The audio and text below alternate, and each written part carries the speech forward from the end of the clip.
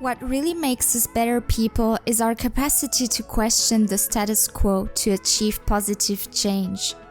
If you are seeking to adopt new habits, to learn about a kind lifestyle, low-waste living, and speaking up for justice, you have come to the right place. Together, we will make the switch that will light up this world. I'm Morgan, and I'm happy to welcome you on this journey.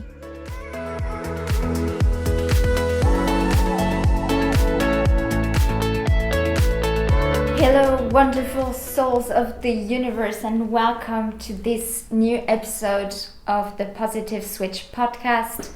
Today is going to be quite a relaxing topic, so just grab a hot drink if you're experiencing such grayish cold weather like I am currently, or a refreshing drink, a smoothie, whatever you fancy now, and just get sitting or moving, whatever you want, whatever floats your boat.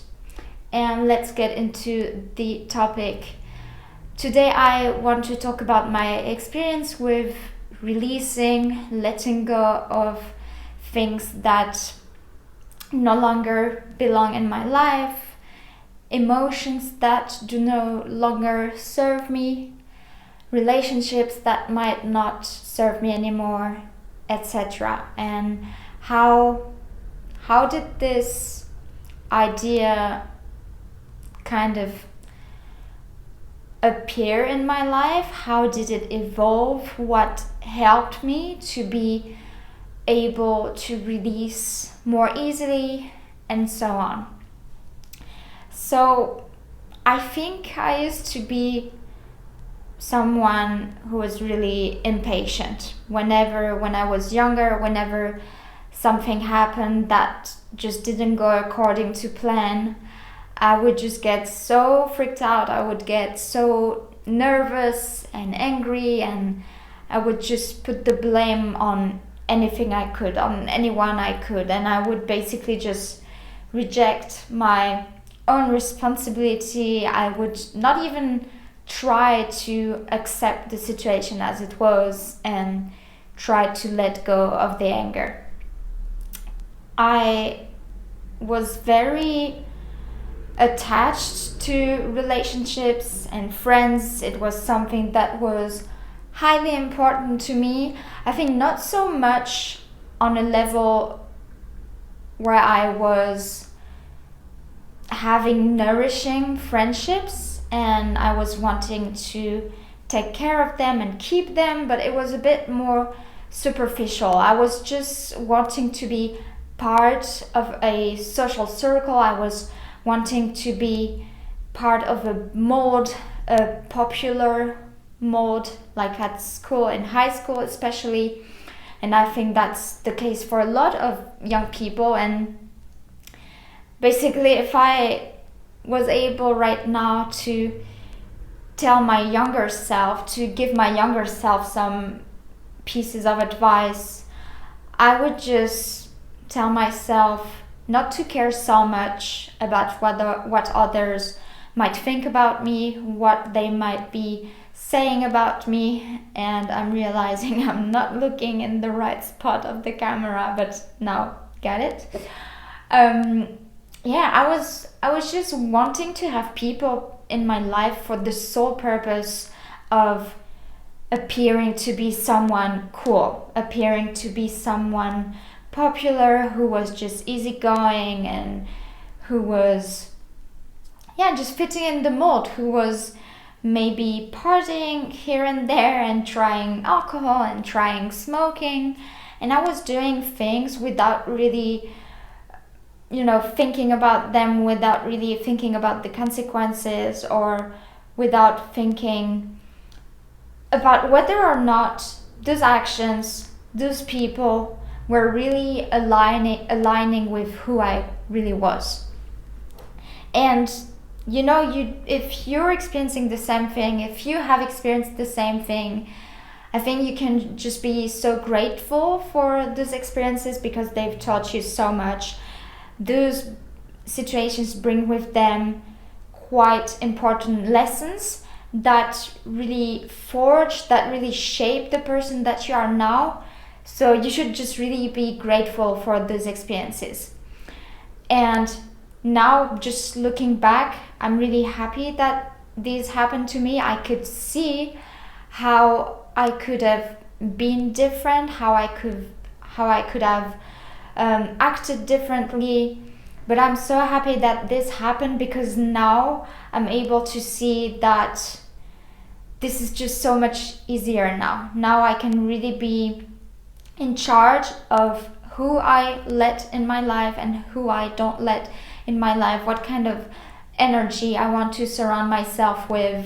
And I just want to live a life that really makes sense, do things that matter to me, and that can be that can be purposeful and also contribute to the world, and etc. So that was the kind of experience I had in high school, and I was just not really unique. I mean, we are all unique, but I was trying to just reproduce a certain behavior. I was trying to be part of something that I thought represented happiness, represented success. And so I was just mimicking what I thought to be right. And I think it only started when, I'm saying only, but I think it's depending on where you are, it might seem quite early for someone to start to be more aware and mindful. So I think in the age of 19, when I went to Germany to study for 5 months apart from my parents, and it was really the first experience where I got to be on my own, where I got to be independent and really just facing my thoughts and facing my emotions and my past experiences. So I really got to think a lot, and those were also dark times sometimes, because I just felt really lonely. I felt like I really had to be responsible for everything on my own, and the weather was not that great. I felt like I was not able to really connect with people there. And it's only when I first heard about veganism during that period of time that I kind of started to open my mind, to open myself to new things, to open myself to things that the average people might not think about, or let's say some experiences have not come on their path yet at that point. And when you're 19, what you do is you're just in you're starting college maybe or whatever, and then in that age you're still living a bit wild and crazy, and focusing on studying, of course, but also partying, and you just want to experience life as much as you want, because I think at that point you start realizing that life is not forever. And so it's like the YOLO kind of life. So you only live once, just experience as much as you can, as often as you can, drink as much as you can, and party as much as you can. And for me, that just wasn't the case. I think from a very quite early age, in my teenage years, I never really felt appeal to partying, but I did it because I thought that was the thing to do. I thought that was what made me worth to the eyes of others. I thought that's what made me valuable and special to the eyes of others. And then after I was introduced to the topic, the lifestyle of veganism, that's where everything really started changing, because I was asking myself so many questions and just trying to unlearn things that I had learned and relearn them or learn new things. I was questioning also what I had been taught, because I thought, well, the reality is that for you, if you're eating animal products, by definition, a sentient being has to die and has to be tortured for most of them. And even if they have a happy life of whatever you call a happy life, it's still a prisoner life, it's still a slave life, because they're just exploited and used and abused for what their bodies produce. So it's not considering these animals as a worthy life, just like you and I. It's not giving them the same value as you would give to another human being. And because I was faced with this reality, it led me to question my parents' authority. Why did they never tell me about what was going on? Although I knew, of course, that on some level you have to know that someone has to die if you want to eat living beings. But I wasn't aware of all the different practices in those murder industries. And I felt just so much anger towards my parents. And it really took me, I think, some months or even some years before I was able to calm down and not react so aggressively toward my parents. It was just such a bitter taste discovering the truth and knowing it feels to you like you have been lied to your whole life, and also from the media and so on. So it took me quite a long time to maybe accept that my parents will never understand what veganism is and will never understand why I do what I do.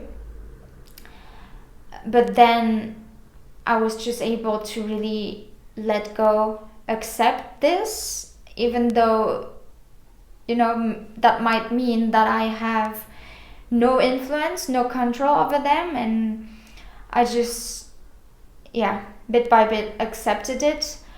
I think I'm definitely more lenient with my mother, because I know that she's eating at least a plant-based diet. I don't know if it's 100% plant-based diet. I don't know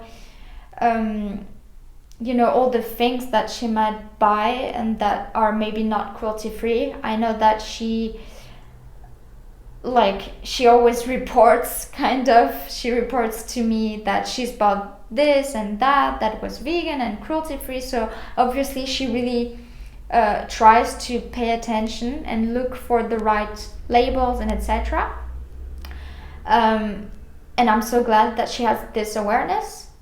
As for my father, I think he's done some things, like he's gotten rid of some products, but he's just not there. And of course that kind of put a distance for me in our relationship. And I never was really close to my father, but then knowing that he was doing some things, paying for some some extent of harm toward animals consciously, that definitely made me want to take some distance and not engage so much, because I knew that even though I was talking to him, he was not really keen on changing. So that's also how I learned to let go of some relationships that might be toxic, friends that were not really adding any value in my life. Or I'm not saying like you necessarily have to have friends who bring some sort of value in your life, but I think usually when we build friendships, we build them because we have something in common with those people, because we have values in common with people. And sometimes comes a point where you no longer have anything in common.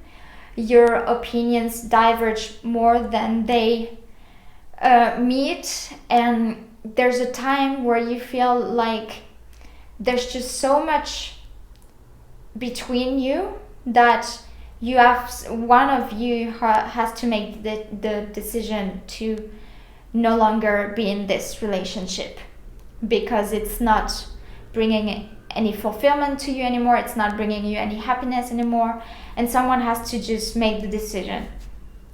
And that happened to me recently, where I found out that a friend of mine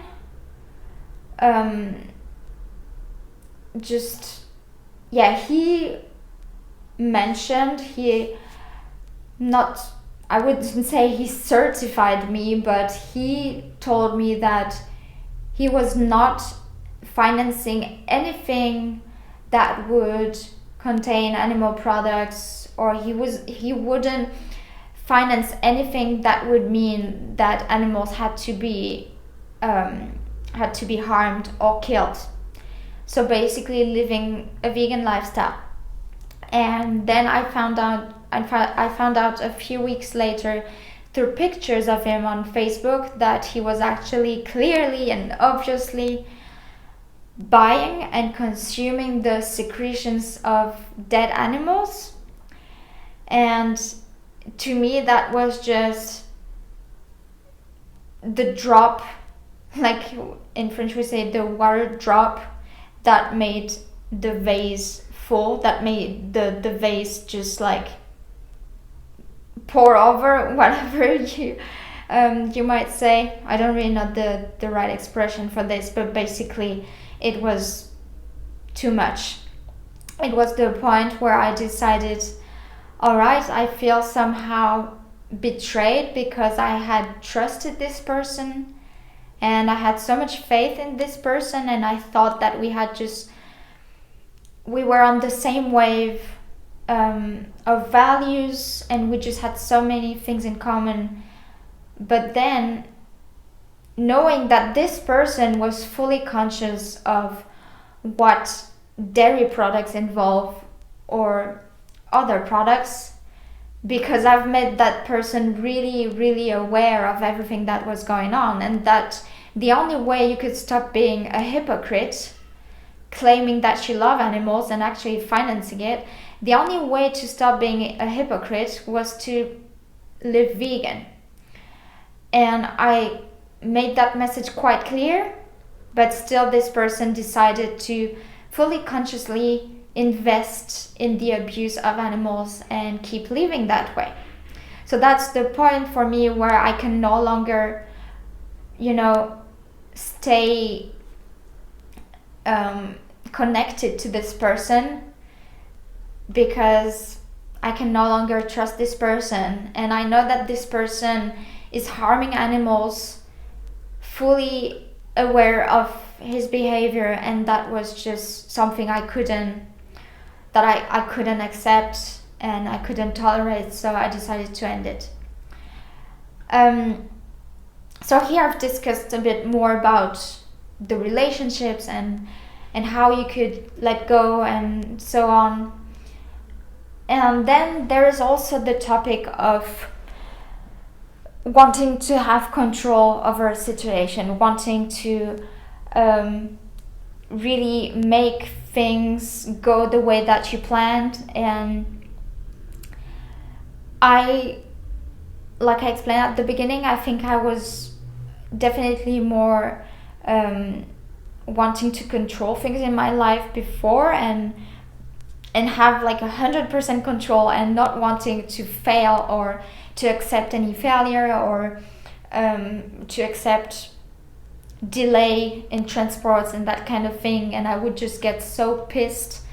And now at some point you have to realize that there are situations where you don't have any control over them, and you have to ask yourself, this is happening, there's nothing I can do about it, so what do I choose? Do I choose to even kind of worsen the situation and to just like get upset and insult everyone around me for this situation, blaming someone for this situation, blaming yourself for the situation? Do you want to, I don't know, just get really aggressive and violent and spend that kind of energy making the situation even worse? Or do you actually want to just accept it because you have to admit that you cannot control it anymore? It's just past your control. Accept it and just wait before it's over. Wait until it's over, sorry. And in that time, you can find other purposes that are actually meaningful. You can just, occupy, in French we would say occupy that time. You can just use that time in a meaningful way to maybe meditate. If it's in the traffic jam or wherever, you could just meditate, or you could just have a snack, like a whole food plant-based meal. You could read, you could listen to a podcast, and just use something that give you the feeling that you're using that time meaningfully, productively, I don't know if that's a word, in a productive way. And then when it's over, at least you've got the feeling that it wasn't that bad and you didn't invest just a waste of energy in it, a waste of negative energy in it. And yeah, I think that's something that you can also practice in your everyday life whenever this similar situations happen to you, and just use that time to do something worth of this situation. There are also everyday practices that you can apply, like meditating, yoga. Just if sports is for you a way to let go of things, then go for it. If it's a way of dealing better with your emotions, just go for it. I think that as for myself, meditating allows me really to deal with my emotions and to let any negative energy out and filling myself with positive energy. If you feel that maybe painting might be a way out for you, a way to release of things that do no longer serve you, then go ahead and paint. Of course, just be careful that you get vegan material, vegan painting gear, so that no animals are killed for you to exercise a hobby.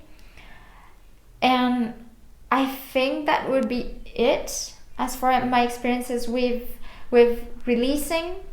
I think that a great book I would recommend you to read in order to really kind of, just like immerse yourself in that state of being is A New Earth by Eckhart Tolle. I will just leave a link in the show notes, in the description box on YouTube.